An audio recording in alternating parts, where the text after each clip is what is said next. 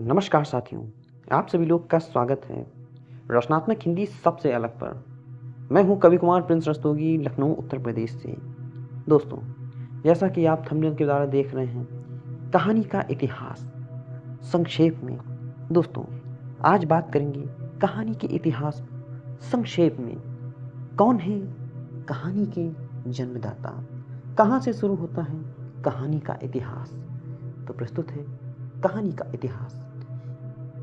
कहते हैं अमेरिकी कहानीकार एडगर एलन पो कुछ छोटी कहानी यानी शॉर्ट स्टोरीज का जन्मदाता माना जाता है। दोस्तों, सरस्वती पत्रिका भारत में इसका प्रकाशन सन 1900 में होता है। प्रायः इतिहासकारों ने हिंदी कहानी का आरंभ इसी पत्रिका से माना है। दोस्तों, अब हम बात करेंगे कहानी, गल्प और आख्यायिका। इन शब्दों से आखिर क्या तात्पर्य है, कहानी का क्या संबंध है, कहाँ तक संबंध है। दोस्तों, तो शुरुआत के समय में कहानी के लिए किस्सा, गल्प और आख्यायिका आदि शब्द का प्रयोग होता था। सरस्वती पत्रिका के पहले अंक में इंदुमती कहानी को रामचंद्र शुक्ल व अन्य आलोचकों ने कहानी कहा, लेकिन किशोरीलाल गोस्वामी ने इसे आख्यायिका कहा। रामचंद्र शुक्ल ने अपनी कहानी 11 वर्ष का समय को आख्यायिका ही कहा।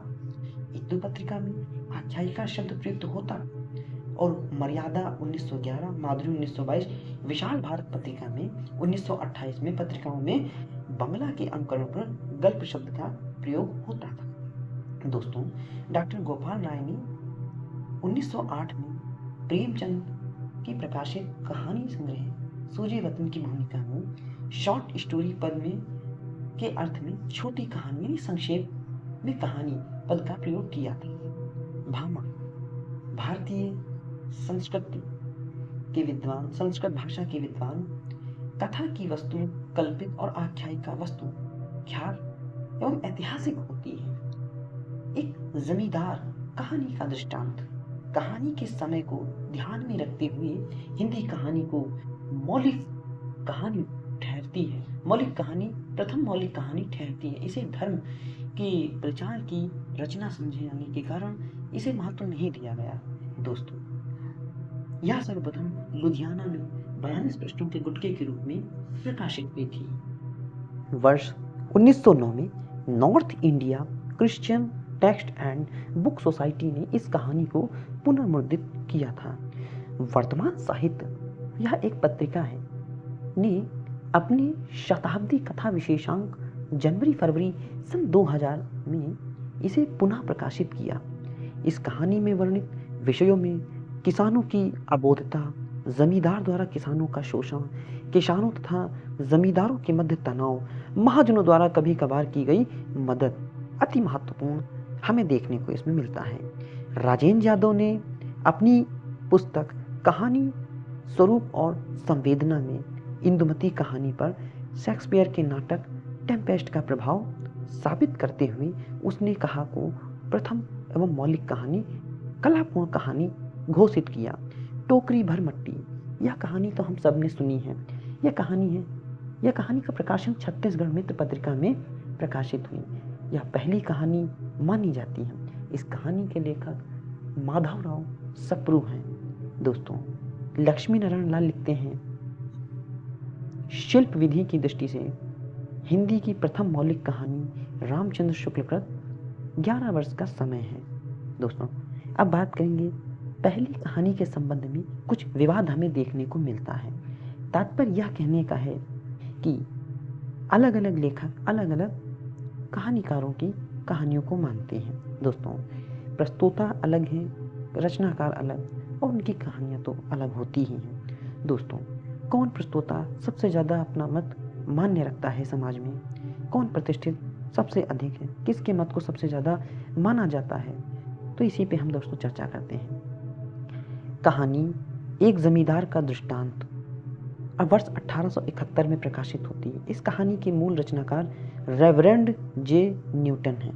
इसके प्रस्तोता राजेंद्र बढ़वालिया ने कहा कि यह प्रथम कहानी है। प्रणयिनी परिणय वर्ष 1887 ईस्वी में प्रकाशित हुई। यह कहानी है किशोरीलाल गोस्वामी की। इसके प्रस्तोता डॉक्टर बच्चन सिंह हैं। उन्होंने कहा कि यह कहानी हिंदी की प्रथम कहानी है। इंदुमती, यह भी किशोरीलाल गोस्वामी की कहानी है। रामचंद्र शुक्ल का कहना है कि यह कहानी, इंदुमती की कहानी वर्ष 1900 में प्रकाशित हुई। यह हिंदी साहित्य में प्रथम कहानी मानने योग्य है। टोकरी भर मट्टी वर्ष 1901 में प्रकाशित होती है। माधवराव सप्रे इसके लेखक हैं। डॉक्टर देवी प्रसाद वर्मा इसके प्रस्तोता माने जाते हैं। उनका कहना है कि माधवराव सप्रे की कहानी हिंदी की पहली कहानी है और 11 वर्ष का समय। यह कहानी 1903 में लिखी जाती है रामचंद्र शुक्ल के द्वारा। लक्ष्मी नारायण लाल इसे हिंदी की पहली कहानी मानते हैं। चंद्रदेव से मेरी बातें, यह कहानी बंग महिला यानी बंग महिला डुलाई वाली कहूँ तो इसको प्रथम कहानी कहने को कहा है भवदेव पांडे और डुलाई वाली। इन्हीं बंग महिला की डुलाई वाली कहानी 1907 में प्रकाशित होती है। राय कृष्णदास ने कहा कि यह पहली कहानी है। अब दोस्तों, बहुत ही प्रसिद्ध कहानी आती है चंद्रधर शर्मा गुलेरी की। उसने कहा था वर्ष 1915 में प्रकाशित होती है। तो इसके प्रस्तोता राजेंद्र यादव हैं। दोस्तों, अब मैं बात करूं तो हिंदी की कहानी के विकास के 5 चरण हमारे सामने निकल कर आते हैं। पहला चरण प्रेमचंद से पूर्व युग यानी 1900 से 1915 तक। दूसरा चरण प्रेमचंद और प्रसाद का युग, यानी जब प्रेमचंद लिख रहे थे तब प्रसाद या शंकर प्रसाद भी लिख रहे थे कहानियाँ। तो दूसरा चरण प्रेमचंद और प्रसाद का युग के नाम से जाना जाता है, वर्ष 1915 से 1936 तक। तीसरा चरण उत्तर प्रेमचंद युग 1936 से 1955 तक। चौथा चरण 1956 से 1960 और पांचवा चरण नई कहानी के परिवर्तित आंदोलन 1960 से आज तक माना जाता है। दोस्तों, अब कहानी के संबंध में कौन सा रचनाकार या आलोचक क्या कहता है, इसके बारे में हम बात करें। नामवर सिंह का मानना है, यह कहना है, कहानी छोटे मुंह बड़ी बात करती है। अब प्रेमचंद ने क्या कहा कहानी के संबंध में। मुफासा, अनातोली चेखव और टालस्टाय की कहानियों को पढ़कर हमने फ्रांस और रूस की आध्यात्मिक संबंध को स्थापित कर लिया।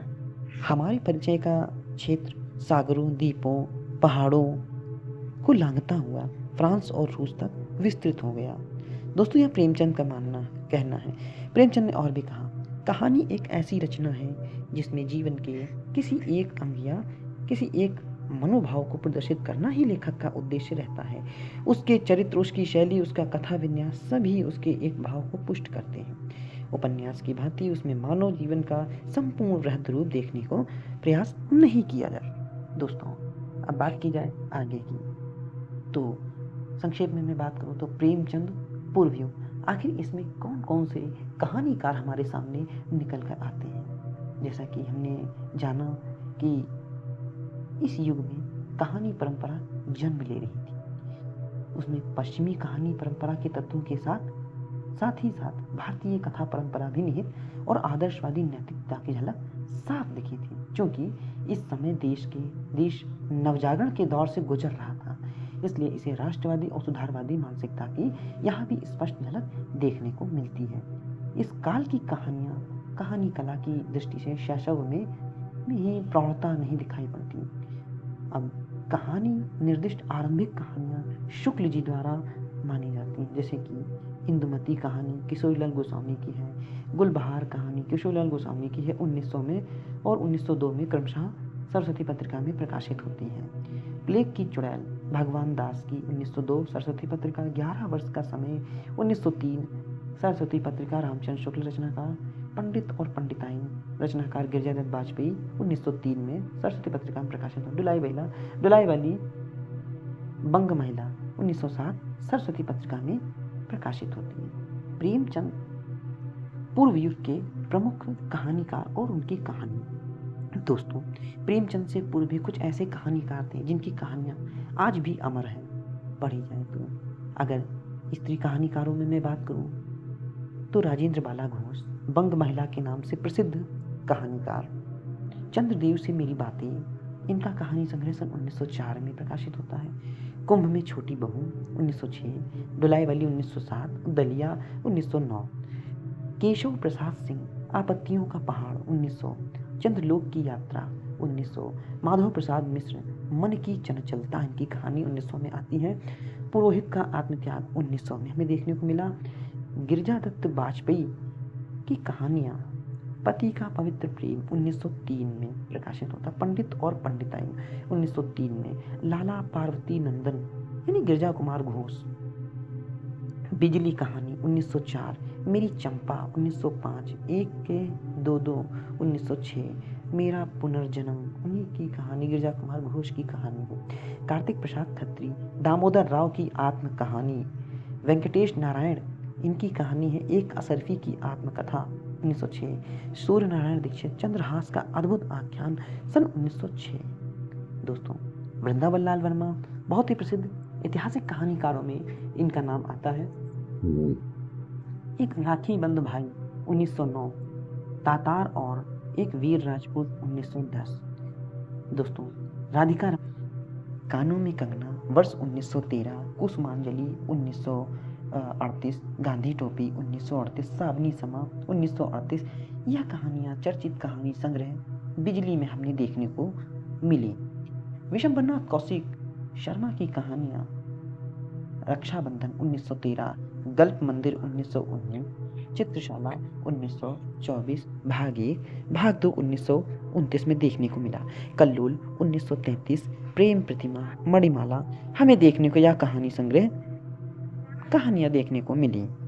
दोस्तों, चंद्रधर शर्मा गुलेरी प्रसिद्ध कहानीकार के रूप में जाने जाते हैं। इन्होंने सिर्फ 3 ही कहानियाँ लिखी हैं। इन 3 कहानियों ने ही इन्हें बहुत ही प्रसिद्ध कर दिया। दोस्तों, अन्य लेखकों ने बहुत सी कहानियाँ लिखी किंतु उतना फेमस नहीं हुए जितना चंद्रधर शर्मा गुलेरी के संबंध में कहा जाता है। गुलेरी जी ने सिर्फ 3 कहानी, सुखमय जीवन 1911, बुद्धू का कांटा 1914 और उसने कहा था वर्ष 1915 में प्रकाशित होती हैं। इन दोनों कहानियों में स्वदेशी आंदोलन की गूंज हमें देखने को मिली। यह डायरी शैली में रची गई प्रथम वैज्ञानिक कहानी है। इसे ऐतिहासिक कहानियों की परंपरा आरंभ होती दिखाई देती है। बंग महिला जैसे कि कहा जाए तो चंद्रदेव से मेरी बातें उन्होंने कहानी लिखी। भवदेव पांडे ने हिंदी की प्रथम कहानी राजनीतिक कहानी कहा है। डुलाई वाली में बंग विभाजन का परिवेश हमें देखने को मिलता है। दोस्तों, चंद्रधर शर्मा गुलेरी के बारे में कहा जाता है, उसने कहा था कहानी इस काल की उपलब्धि है। इसमें केंद्रीय चरित्र लहना सिंह के माध्यम से प्रेम और कर्तव्य एवं आत्म बलिदान के परस्पर संघर्ष का मर्मस्पर्शी चित्रण देखने को मिला। हिंदी कहानी की पहली ऐसी कहानी है। यह फ्लैशबैक यानी पूर्वदीप्त शैली पर लिखी गई है। इसका प्रयोग किया गया है इस शैली का प्रयोग इस कहानी में किया गया है। सुखमय जीवन भारत मित्र उसने कहा था यह कहानियाँ सरस्वती पत्रिका में प्रकाशित होती हैं। विशंबरनाथ शर्मा कौशिक की कहानी इनकी सर्वाधिक प्रसिद्ध कहानी ताई है, पर शरदचंद्र की बांग्ला कहानी बिंदुर छेले का प्रभाव देखने को मिला। विशंबरनाथ कौशिक शर्मा ने प्रेमचंद की तरह आसपास की जिंदगी से कहानी के विषय लिए हैं। पारिवारिक समस्या, बाल विवाह, पर्दा, दहेज प्रथा इत्यादि का अंकन किया है। यह वक्तव्य रामचंद्र तिवारी ने कहा है। दोस्तों, अब बात करते हैं प्रेमचंद प्रसाद युग। वर्ष 1915 से 1936 तक के समय को प्रसाद और प्रेमचंद युग के नाम से कहानी में जाना जाता है। मोटे तौर पर अगर बात की जाए तो हिंदी साहित्य में काव्य का छायावाद और भारतीय राजनीति में गांधीवाद का उत्कर्ष काल कहानी के विकास यात्रा में प्रेमचंद प्रसाद युग के नाम से जाना जाता है। तात्पर्य यह कहने का है कि जब प्रेमचंद और प्रसाद साहित्य की रचना कर रहे थे तब छायावाद में काव्य में प्रसाद का हमें देखने को मिला, और जब गांधीवाद का उत्कर्ष हुआ तब प्रेमचंद उस दौरान कहानियाँ लिख रहे थे उनसे प्रभावित होकर। तो प्रेमचंद और प्रसाद युग दोनों के नाम से यह जाना जाता है। कहानी में भी हमें कहानियाँ अलग अलग देखने को मिली। जयशंकर की कहानी में हमें देशभक्ति, राष्ट्रभक्ति देखने को मिली। प्रेमचंद में आदर्शवाद का उदय होता हुआ हमने देखा है दोस्तों। और इस युग में प्रेमचंद और प्रसाद कहानियाँ दो भिन्न भिन्न शैलियों का विकास हमने देखा। वर्ष 1910 के आसपास उससे ही लिख रहे थे, दोनों ही लेखक 1910 के आसपास से लिख रहे थे। कहूँ तो 1915 आते आते शैली इतनी परिपक्व हो गई कि इनके नाम से ही युग की पहचान हो गई।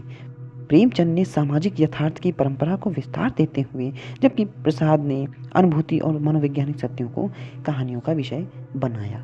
यह युग भारतीय स्वतंत्रता आंदोलन गांधी युग के समानांतर चलता है। इसी से गांधी युग की विचारधारा का प्रभाव इस युग की कहानियों पर अलग अलग रूप से व्यक्त हुआ। गांधी जी के प्रभाव के कारण प्रेमचंद में आदर्शवाद कहानियों की एक लंबी सूची हमें देखने को मिली दोस्तों। खासकर प्रेमचंद के कहानी संसार में आदर्शवादी कहानी ठीक ठाक अनुपात हमें देखने को मिला। अब कहा जाए तो सामान्यतः प्रथम कहानी जो है प्रेमचंद की दुनिया का सबसे अनमोल रतन, यह उर्दू की कहानियों में प्रथम कहानी के नाम से जानी जाती है। वर्ष 1907 में प्रकाशित होती है। विद्वानों ने इश्क दुनिया व हुब्बे वतन को माना है इनकी कहानियाँ। ये दोनों ही ज़माना पत्रिका में प्रकाशित हुई थी। सोजे वतन में संकलित कहानियों के शीर्षक में दोस्तों परीक्षाओं में यह अक्सर पूछा जाता है कि ऐसा कौन सा कहानी संग्रह के अंतर्गत यह कहानी आती है। दुनिया का अनमोल रतन, शेख मखमूर, यही मेरा वतन है, सांसारिक प्रेम और देश प्रेम, और सिल ए मातम, शोक का पुरस्कार इसे कह सकते हैं। यह 5 कहानियाँ सोजे वतन कहानी संग्रह में प्रकाशित हुई थी। प्रसिद्ध बांग्ला साहित्यकार शरद चंद्र चट्टोपाध्याय ने प्रेमचंद को कथा सम्राट की उपाधि प्रदान की। डॉक्टर रामविलास शर्मा प्रसिद्ध आलोचक ने अपनी प्रसिद्ध पुस्तक प्रेमचंद और उनका युग में कबीर के बाद प्रेमचंद को हिंदी का सबसे बड़ा व्यंग्यकार घोषित किया था। सबसे उत्तम कहानी वह होती है जिसका आधार किसी मनोवैज्ञानिक सत्य पर होता है, यह प्रेमचंद ने कहा था। दोस्तों अब हम प्रेमचंद के बारे में बात करेंगे। प्रेमचंद का जन्म 31 जुलाई सन 1880 को वाराणसी के लम्ही नामक ग्राम में हुआ। पिता ने इनका नाम धनपत राय रखा और ताऊ ने नवाब राय।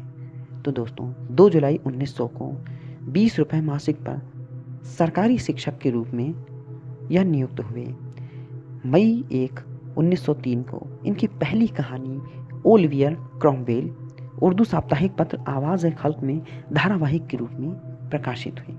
मार्च 1906 में एक बाल विधवा शिवरानी देवी से इन्होंने विवाह करके सामाजिक क्रांति ला दी। प्रथम उर्दू कहानी संग्रह सोजे वतन जुलाई 1908 को कानपुर ज़माना प्रेस से प्रकाशित होता है, जिसकी कहानियाँ देश प्रेम के परिपूर्ण थी। कलेक्टर सैंडिशन राजद्रोह के आरोप में इनकी 700 बची प्रतियों को आग लगवा दिया था दोस्तों, जब्त कर लिया था, कुछ को आग लगवा दिया। इस पर उन्होंने अपने मित्र मुंशी दयानारायण निगम के सुझाव पर छद्म करके प्रेमचंद नाम से कहानियाँ लिखना प्रारंभ किया। प्रेमचंद नाम से उनकी पहली कहानी बड़े घर की बेटी उर्दू मासिक पत्रिका ज़माना में प्रकाशित हुई। वर्ष 1910 के दिसंबर अंक में हमने देखने को मिला। उनकी पहली कहानी हिंदी की पहली कहानी साउथ हिंदी की प्रसिद्ध पत्रिका सरस्वती वर्ष 1915 में के अंक में दिसंबर अंक में हमें देखने को मिली। प्रथम हिंदी कहानी संग्रह की बात की जाए तो सप्त सरोज आती है, जो 1917 में प्रकाशित होती है। बच्चन सिंह ने पंच परमेश्वर को उनकी पहली कहानी माना है। दोस्तों इन्होंने कुल 15 उपन्यास 300 से अधिक कहानियाँ लिखी हैं, जो मानसरोवर खंड 8 में प्रकाशित है। दोस्तों अब बात करेंगे कि कहानियों की अपनी शैली होती है, कहानियों का अपना तरीका होता है लिखने का। दोस्तों उससे पूर्व में बात करना चाहूँगा कि प्रेमचंद की मुख्य कहानी संग्रह आखिर कौन कौन से हैं। दोस्तों वर्ष 1917 में सप्त सरोज, 1917 में नवनिध, 18 में प्रेम पूर्णिमा, 1923 में प्रेम पचीसी, 24 में प्रेम प्रसून, 1926 में प्रेम द्वादशी, 1926 में प्रेम प्रतिमा, 28 में प्रेम तीर्थ, 29 में 5 फूल, 29 में प्रेम प्रतिज्ञा, वर्ष 1929 में प्रेम चतुर्थी, प्रेम कुंज, 1930 में 1930 में सप्तसुमन कफन सन 1936 में यह कहानी संग्रह हमें देखने को मिला। दोस्तों, इनकी बहुत ही प्रसिद्ध कहानियाँ जैसे कि हम सब जानते हैं, बड़े घर की बेटी, नमक का दरोगा, सौत, पंच परमेश्वर, सज्जनता का दंड, ईश्वरीय न्याय, दुर्गा का मंदिर, बलिदान, आत्माराम, बूढ़ी काकी, विचित्र होली, ग्रहद्राह, परीक्षा, आप बीती, उदार, सवा सेर गेहूँ, शतरंज के खिलाड़ी, माता का हृदय, कजाकी, सुजान भगत, मोटेराम शास्त्री, मंत्र, इस्तीफा, अलगोझा, पूस की रात, समर यात्रा, पत्नी से पति, सदगति, दो बैलों की कथा, तावान, होली का उपहार, ठाकुर का कुआं, बेटों वाली विधवा, ईदगाह, गुल्ली डंडा, दूध का दाम, रियासत का दीवान, नशा, बड़े भाई साहब और कफन हमें देखने को मिली। यह कहानियों में दोहराव कहीं नहीं है, बहुत ही अच्छी और प्रसिद्ध कहानियाँ हैं दोस्तों। जैसा कि मैंने कहा कि कहानियों की अपनी शैली होती है रचित करने की, तो बात किया जाए तो वर्णनात्मक शैली में कुछ कहानियाँ प्रेमचंद जी की हैं। रामलीला, बड़े भाई साहब, विद्रोह, ढपोर शंख। हाँ, इसमें कुछ कहानियाँ अलग रचनाकारों की हैं, ठीक है। वर्णनात्मक शैली में जादू, कानूनी कुमार, डायरी शैली में मोटेराम जी शास्त्री, पात्रात्मक शैली में दो सखियाँ और आत्मकथात्मक शैली में कुत्ते की कहानी। पंच परमेश्वर, बड़े घर की बेटी, मंत्र, बूढ़ी काकी, मुक्ति, अलगोझा या प्रेमचंद की गांधीवादी विश्वासों में हृदय परिवर्तन आदि से प्रेरित कहानियाँ देखने को कही जा सकती दोस्तों। अब जयशंकर प्रसाद का युग आता है दोस्तों, उससे पूर्व सदगति कहानी में प्रेमचंद आखिर क्या कहना चाहते हैं। दलित समस्या पर लिखी गई सबसे प्रसिद्ध कहानी है प्रेमचंद की सदगति, जिसके अंतिम हिस्से में उन्होंने दलित के भीतर उभरती विद्रोही चेतना को प्रस्तुत किया है। पूस की रात यह यथार्थवादी कहानियों में शुमार की जाती है। प्रेमचंद ने हल्कू नामक किसान के माध्यम से दिखाते हैं कि गरीब किसानों को अपनी फसल की रक्षा के लिए कैसी कठिनतम स्थितियों का सामना करना पड़ता है, जबकि अमीर वर्ग के लोग बिना कठोर परिश्रम के ही आरामदायक जीवन बिताते हैं। कफन कहानी मुंशी प्रेमचंद की यह कहानी अंतिम कहानी कही जा सकती है। यह यथार्थ का सर्वोच्च स्तर पर हमें देखने को मिलता है। इसके द्वारा दो चरित्र, घेसु और माधव, वे दिखाते हैं इसमें भूख और गरीबी व्यक्ति को किस हद तक संवेदनहीन बना सकती हैं। दोस्तों, अब बात की जाए जयशंकर प्रसाद की कहानियाँ। जयशंकर प्रसाद किस तरह से कहानियाँ लिखते थे। जयशंकर प्रसाद मूलतः छायावादी कवि हैं। हिंदी गद्य के क्षेत्र में नाटक उपन्यास के साथ साथ कहानी परंपरा के विकास में महत्वपूर्ण योगदान दिया है। वे प्रेमचंद की तरह सामाजिक यथार्थवादी दृष्टि से नहीं बल्कि रोमांटिक स्वच्छंदवादी दृष्टिकोण के रचनाकार के रूप में जाने जाते हैं। प्रसाद की दृष्टिकोण में प्रेमचंद की से काफ़ी अलग है। उनकी चेतना राष्ट्रवादी, सांस्कृतिक, आदर्शवादी जैसे तत्वों से निर्मित हुई है, इसलिए देश प्रेम के विषय में कहानियों के केंद्र में हैं। इसके लिए वे अपनी कहानियों के अतीत की पृष्ठभूमि को लेते हैं। प्रसाद का महत्व कहा जाए तो सामाजिक यथार्थ पर केंद्रित भीतर मानसिक यथार्थ के महत्व को उभारता है। उन्होंने परंपरा को आगे मनोवैज्ञानिक कहानियों की तरह समृद्ध एवं विकसित हुई, जिसमें जिनेंद्र, इलाचंद जोशी और अज्ञेय जैसे समर्थ कहानीकार शामिल हैं। जयशंकर प्रसाद की प्रथम कहानी ग्राम या कहानी इंदु पत्रिका 1911 में प्रकाशित हुई और अंतिम कहानी सालवती का प्रकाशन होता है। इन्होंने 70 कहानियाँ लगभग लिखी हैं। 1912 में प्रथम कहानी संग्रह छाया देखने को मिलता है। छाया हिंदी का प्रथम कहानी संग्रह कहा जा सकता है। दोस्तों, चक्रवर्ती का स्तंभ, खंडहर की लिपि, पत्थर की पुकार और उस पार का योगी प्रतिमा, यह आधुनिक कहानी की तुलना संस्कृत गद्य काव्य के निकट हमें देखने को मिलती हैं। रसिया बालम, तानसेन, ग्राम कहानियों पर बंगला कहानी शैली का प्रभाव देखा जा सकता है। राजेंद्र यादव ने लिखा है आकाशदीप, पुरस्कार, वृत्तभंग, देवव्रत, देवदासी, कला, मधुआ, आंधी, इंद्रजाल, सालवती इत्यादि कहानियों में व्यक्तिगत भावना स्थापित नैतिक द्वंद्व को सामने रखती हैं। वहाँ विकल्प और भावना कर्तव्य का है। कभी यह कर्तव्य राष्ट्र प्रेम, कभी मान मर्यादा, कभी पारिवारिक शत्रुता के निर्वाह का है। इस द्वंद्व में छटपटाती और कर्तव्य की ओर झुकती हुई नायिका मनोविज्ञान की भाषा एम्बिवेलेंसी नामक मानसिक स्थिति की शिकार होती हैं, जिनमें एक ही व्यक्ति या वस्तु के प्रति प्यार और घृणा की समान तीव्र भावना देखी जा सकती है। इसके अतिरिक्त रोमानी वातावरण, कल्पित कथानकों के बावजूद प्रसाद हिंदी के पहले सफल कहानीकार के रूप में हमारे सामने आते हैं, यह राजेंद्र यादव ने कहा है। दोस्तों, जयशंकर प्रसाद के प्रसिद्ध कहानी संग्रह हैं छाया, वर्ष 1912 में प्रकाशित होता है, जिसके अंतर्गत प्रमुख कहानियां हैं, प्रमुख चर्चित कहानियां देखी जा सकती हैं। दोस्तों, मधुआ, ममता, नूरी, बिसाती, घेसू, चूड़ी वाला, छोटा जादूगर, आग, चंदा, गुलाम, रसिया बालम, पत्थर की पुकार, उस पार का योगी, खंडहर की लिपि, स्वर्ग के खंडहर में। दोस्तों, प्रतिध्वनि 1926 में कहानी संग्रह, कहानी आकाशदीप कहानी संग्रह 1928, आंधी 1931, इंद्रजाल 1936 में प्रकाशित होता है।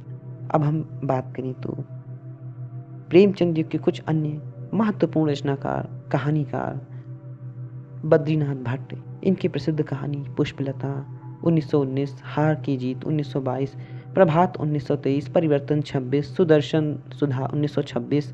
दोस्तों, अंगूठी का मुकदमा 1940। पांडे बेचन शर्मा उग्र बहुत ही प्रसिद्ध है कहानीकार में। इनकी कहानियाँ चिंगारी 1923, शैतान मंडली 24, इंद्रधनुष 27, बलात्कार 1927, चॉकलेट 1928, दोजख की आग 1929। दोस्तों, विनोद शंकर व्यास, नव पल्लव, तूलिका, भूली बात, मणिदीप, नक्षत्र लोक, 80 कहानियाँ। दोस्तों, चतुर्सेन शास्त्री, रजकण, दुखवा मैं कैसे कहूँ मोर सजनी, सोया हुआ शहर, धरती और आसमां, कहानी खत्म हो गई, स्त्रियों का ओझ, सिंघड़ विजय, बाहर भीतर।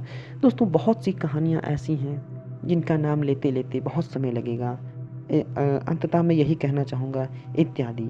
पांडे बेचन शर्मा उग्र, चिंगारियाँ, कहानी संग्रह 12 कहानियाँ देखने को मिलती हैं। राष्ट्रवादी चेतना के कारण 1928 में ब्रिटिश सरकार ने इसे जब्त कर लिया। विशाल भारत पत्रिका के संपादक बनारसी दास चतुर्वेदी ने उग्र की रचनाओं को घासलेटी साहित्य कहा है। नंदुलारे वाजपेयी आलोचक ने उग्र की कहानियों के प्रथम राजनीतिक कहानीकार कहा है। इनकी मान्यता उनकी कहानी जो उसकी माँ कहानी से कहा है। दोस्तों, रामचंद्र तिवारी ने समाज द्रोह, उग्र समाज द्रोही थे कहते हैं। कला की उन्होंने कभी चिंता नहीं की, इसी कारण कहानियाँ कलात्मक दृष्टि से शिखर तक नहीं पहुँच पाई।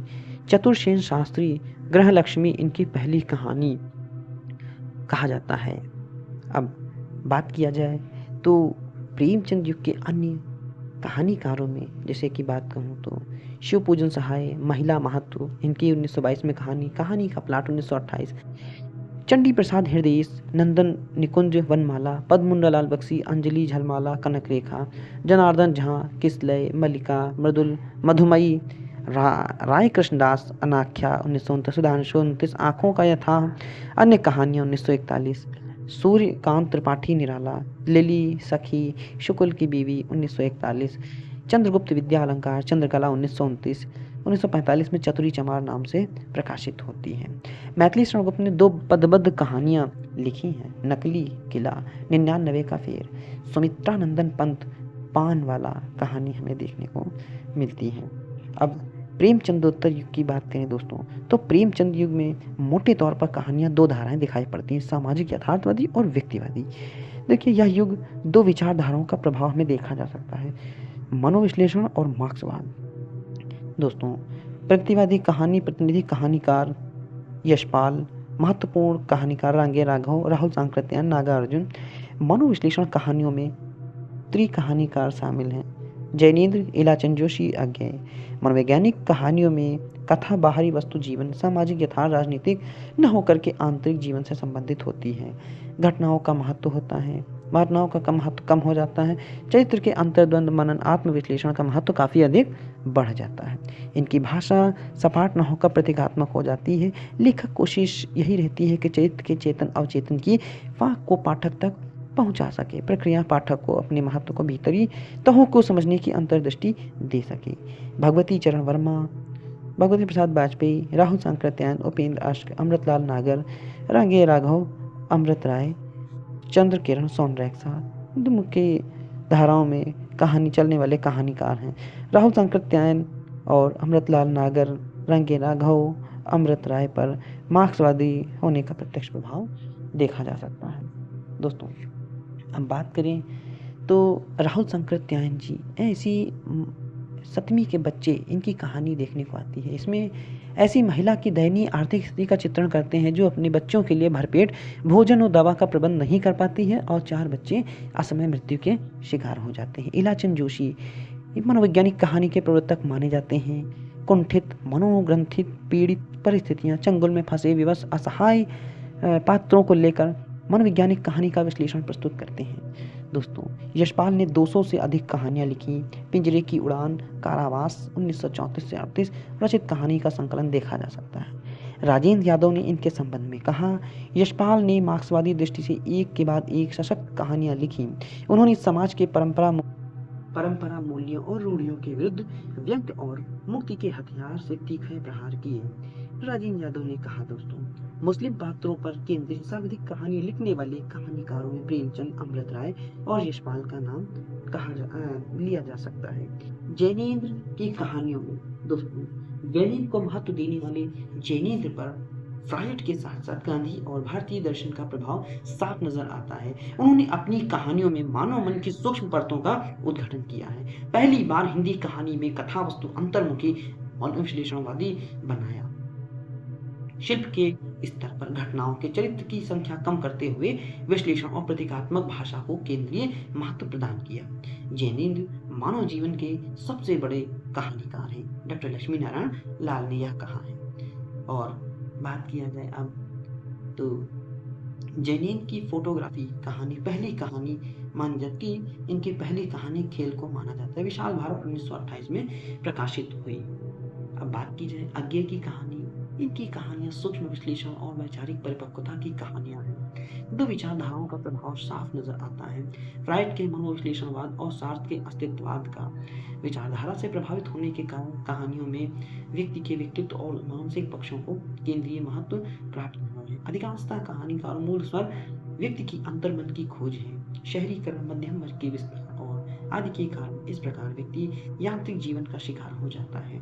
किस प्रकार ऊन और कॉटन जैसे तत्वों में ये जीवन शामिल हो जाते हैं, उनकी कहानियां प्रबल हैं। आगे की कहानियों में पर्याप्त वैविध्य देखने को दिखता है। उदाहरण जयदूल, पठार का धीरज जैसे कहानियों में फ्रायड प्रभावित रोमांस और यौन चेतना के चित्र दिखते हैं। मेजर की वापसी कहानी में अंतर्मन का सूक्ष्म विश्लेषण देखा जा सकता है। परंपरा कहानी संग्रह के मध्यम सामाजिक पक्षों का चित्रण है। पुलिस की सीटी कहानी में क्रांतिकारी राष्ट्रवादियों को विषय बनाया गया है। क्रांति के समर्थन में लिखी गई कहानी में हरित अकलंक, द्रोही, विपतगा इत्यादि कहानी महत्वपूर्ण है। बड़े आवेगों में ढंग से क्रांति के लिए मन मिटने के लिए लोगों द्वारा अंकित किया गया। दोस्तों, अज्ञे की कहानियों में कुछ ऐसी हैं जिनमें मानवीय और प्रगतिशील तत्वों को स्वीकार का आग्रह देखा जा सकता है। इस संदर्भ में जिजीविषा और चिड़ियाघर जैसी कहानियां महत्वपूर्ण हैं। अज्ञे की शुरुआती दौर की कहानियां स्वच्छंद प्रवृत्ति से लैस, किंतु गैंग्रीन और पठार का धीरज, यह कहानियां रोमांस से मुक्त नए यथार्थ पर आधारित हैं। रोज कहानी बाद में गैंग्रीन नाम से प्रकाशित हुई, गैंग्रीन शीर्षक से प्रकाशित हुई। कहानी को नया कहानी की पूर्व पीठिका भी कह सकते हैं। दोस्तों, नागार्जुन के बारे में कहा जाए तो नागार्जुन मूलतः प्रगतिवादी कवि हैं। काव्य रचना के साथ साथ उन्होंने कुछ कहानियां और भी लिखी। उनके द्वारा लिखित सामाजिक यथार्थ पर केंद्रित कहानियों में असमर्थता, भूख मर गई थी, विषम ज्वर और काया पलट, हीरक जयंती यह प्रमुख कहानियां हैं। उपेंद्र अश्क प्रारंभ में उर्दू कहानियां लिखती थी, बाद में हिंदी लिखना प्रारंभ किया। उपेंद्र अश्क अपनी शुरू के जीवन में प्रेमचंद को पढ़ा, प्रभाव ग्रहण किया। प्रसाद को मैंने तब पढ़ा जब प्रेमचंद का प्रभाव कहीं गहरे बैठ गया था। दोस्तों, सामाजिक कुरूपताओं कुरीतियों पर व्यंग्य प्रहार किए, साथ ही पलंग, बेबसी, झाग और ठहराव जैसी व्यक्तिगत कुंठाओं की कहानियां भी लिखी। अब बात करते हैं रांगेय राघव की। रांगेय राघव यथार्थ सामाजिक प्रगतिवादी विचारधारा स्त्री पुरुष के संबंध नए दृष्टिकोण का विश्लेषण किया और नई कहानी में माना जाता है कि नई कहानी का पद सर्वप्रथम प्रयोग दुष्यंत कुमार ने किया, किंतु कुछ लोग श्रेय नामवर सिंह को देते हैं। 1956 में भैरव प्रसाद गुप्त संपादन में नई कहानी नामक एक विशेषांक निकला। 18 लेखकों की कहानियां शामिल की गईं। इसी विशेषांक के आधार पर इन कहानियों को नई कहानी कहा गया। समय मदरीस के अनुसार नई कहानी का समय मोटे तौर पर 1954 ईस्वी 1963 की सीमाओं को बांधा जा सकता है। रामचंद्र तिवारी ने 1954 की आगे की कहानी 1960 तक आते आते नई कहानी बन गई। अब नई कहानी और कहानी पत्रिका इलाहाबाद, नई कहानी दिल्ली से प्रकाशित होती थी। दोनों पत्रिकाओं के संपादक भैरव प्रसाद गुप्त थे। 1942 में बंद हुई कहानी 1954 में पुनः प्रकाशन प्रारंभ हुआ। कहानी पुनः प्रकाशन के साथ साथ आज हिंदी भाषा के जीवन विविध समस्याओं की जटिलता हर पहलू को हिंदी कहानी ने अपने अंतर आवेशित कर लिया है। शिल्प और सौंदर्य विषय दोनों ही आज पहले हिंदी कहानी से कहीं आगे हैं। दोस्तों, नई कहानी यानी प्रथम नई कहानी दादी माँ नामवर सिंह ने शिव प्रसाद सिंह को हिंदी की पहली कहानी और निर्मल वर्मा की प्रथम नई कहानी डॉक्टर नामवर सिंह ने दादी माँ शिव प्रसाद सिंह को हिंदी की पहली नई कहानी, निर्मल वर्मा को प्रथम कहानी संग्रह परिंदे को नई कहानी की पहली कृति माना है दोस्तों। और इस विवाद में उषा प्रेमवदा वापसी कहानी भी आती है और नई परिस्थितियां हमारे सामने जन्म लेने लगती हैं। इस समय आज़ादी के मोहभंग होने लगा था। साहित्यकारों को निरर्थकता का बोध भर दिया था। तीव्र शहरीकरण होने लगा। गांवों से लोग व्यक्ति शहर में आकर बसे। रोजगार मिला तो किंतु अकेलापन, अलगाव समस्याओं के संबंध में एकाकीपन निरर्थक जीवन जीने पर मजबूर कर दिया। नारियां शिक्षित, आत्मनिर्भर, स्वतंत्र होने लगी, जिसके कारण स्त्री पुरुष संबंध बुनियादी परिवर्तन आने लगे। पारिवारिक ढांचा टूटने लगा। यौन नैतिकता खारिज किया जाने लगा। दोस्तों, अब आगे की बात की जाए तो कहानी का दौर आता है। जीवन मूल्यों का तिरस्कार, परंपरा का पूर्णता नकारना, अतिशय आधुनिकता, यौन उन्मुखता, शिल्पगत अमूर्तता। दोस्तों, गंगा प्रसाद विमल ने संबंध में कहा है कि कहानी कथा स्वीकृत आधारों का विशेष और किसी तरह की मूल्य स्थापना अस्वीकार है। और एक और शुरुआत कहानी के आधार पर नामवर सिंह ने कहानी आंदोलन के प्रवर्तक निर्मल वर्मा को माना है। देखो, कमलेश्वर ने धर्मयुग पत्रिका में कहानी के विरोध में अय्याशों का प्रेत विद्रोह शीर्षक से एक लेख लिखा। अब सचेतन कहानी के संबंध में कहा जाए तो नई कहानियां था कहानी दौर की कहानियां संतरास और निरर्थकता बोध इतना ज्यादा दिखाती हैं, जीवन जीने की इच्छा खत्म हो जाती है। सचेतन कहानी संघर्ष जागरूकता का समर्थन करती। सचेत कहानी दृष्टि जीवन जिया भी जाए और जाना भी जाए। सहज कहानी के प्रवर्तक अमृत राय थे। हालांकि कोई आंदोलन नहीं, सहज कहानी का दावा इतना सारे आंदोलन कहानी विचारधाराएं थोपे जाने के कारण मूलतः कथा रहस्य रस खत्म ही हो गया। कहानियों का प्राण माना जाता है जो कि वो खत्म हो गया। समानांतर कहानी, इस कहानी के आंदोलन कहानीकार वामपंथ के विचार से सहमत थे कि साहित्य के केंद्र में आम आदमी होना चाहिए। वे समाजवादियों के सर्वहारा चिंतन से सहमत नहीं थे। उनके अनुसार सर्वहारा एक खासा सिद्धांत से जुड़ा शब्द है। भारत में आम आदमी की समग्रता के प्रति न्याय नहीं कर सकता। समानांतर कथाकारों ने देश में आम आदमी के आर्थिक अभाव, संघर्ष, समस्याओं को पहचाना और इसी चेतना ने उन्हें आम आदमी को साहित्य के केंद्र में लाने की प्रेरणा दी थी। आम आदमी का संघर्ष उसका शोषण प्रधान व्यवस्था से है, जिसमें समाजवादी, पूंजीवादी, संप्रदायवादी शक्तियों का साजिश शामिल है। समानांतर कहानी में संघर्ष को बखूबी चित्रित किया गया है। समानांतर कहानी संस्थाओं और व्यवस्थाओं के वर्ग चरित्र की पहचान करती है और उन्हें बेनकाब करती है। आम आदमी सिर्फ आम आदमी है, वह किसान, मजदूर, क्लर्क, सर्वहारा वर्गों में बटा हुआ न होकर एक संश्लिष्ट व्यक्ति है, डॉक्टर विनय ने कहा। मधुरेश ने कहा, मध्यकालीन कवियों की तरह कमलेश्वर यह आम आदमी भी एक निर्गुण, अमूर्त, निराकार, रूपहीन तत्व जिसे आसानी से देखा और पहचान पाना असंभव है। सक्रिय कहानी माना गया कि कहानीकारों समस्याओं का निष्क्रिय प्रस्तुतिकरण नहीं करना चाहिए, बल्कि उन्हें लड़ने का हौसला भी पाठक को देना चाहिए। सक्रिय कहानी का सीधा मतलब चेतनात्मक ऊर्जा और जीवंतता की कहानियाँ, एहसास की कहानी जो आदमी को बेबसी, निहत्तेपन, नपुंसकता से निजात दिलाकर स्वयं अपने अंदर कमजोरियों के खिलाफ खड़ा होने के लिए तैयार करने की जिम्मेदारी सर लेती है। राकेश वत्स। सक्रिय कहानी की अवधारणा जनवादी कहानी और समानांतर कहानी की अवधारणा को शामिल किया गया। जनवादी कहानियाँ वर्ष 1977 दिल्ली विश्वविद्यालय जनवादी विचार मंच की स्थापना हुई और प्रथम राष्ट्रीय अधिवेशन 1982 में और दिल्ली में हुआ। इसी समय कहानी रचना के क्षेत्र में जनवादी आंदोलन सक्रिय गतिशील हुआ। यह आंदोलन स्वयं प्रेमचंद की परंपरा के विकास के रूप में देखा जाता है। ये कहानी सर्वहारा पर किए जा रहे शोषण के विरुद्ध विरुद्ध संघर्ष सर्वाधिक बल देती है। किसान, मजदूर आदि संघर्ष को सूक्ष्मता और सजगता से उभारती है। दोस्तों, अब बात की जाए कफन पूस की रात। जनवादी लेखन परंपरा का प्रारंभ माना जाता है।